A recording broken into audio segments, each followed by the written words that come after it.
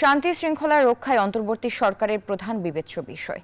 এর উপরই নির্ভর করে সরকারের সফলতা ব্যর্থতা বললেন প্রধান উপদেষ্টা ডক্টর মোহাম্মদ ইউনূস।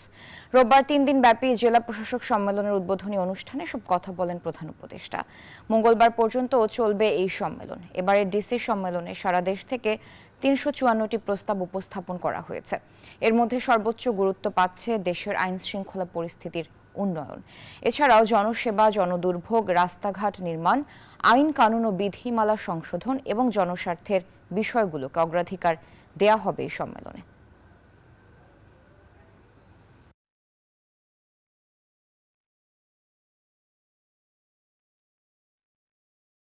আমরা যেহেতু এমন পরিস্থিতি এসেছি, এটা ল অ্যান্ড অর্ডার, একটা শান্তি শৃঙ্খলা বজায় একটা মস্ত বড় ইস্যু হয়ে গেল। এটাতে আমরা কি পরিমাণ অগ্রসর হলাম, কি করণীয় আমাদের, এটা একটা 1 নম্বর বিবেচ্য বিষয় আমাদের ল অ্যান্ড অর্ডার। এটা যাতে আমরা বিফল না হই, কারণ এটাতেই আমাদের সমস্ত অর্জন।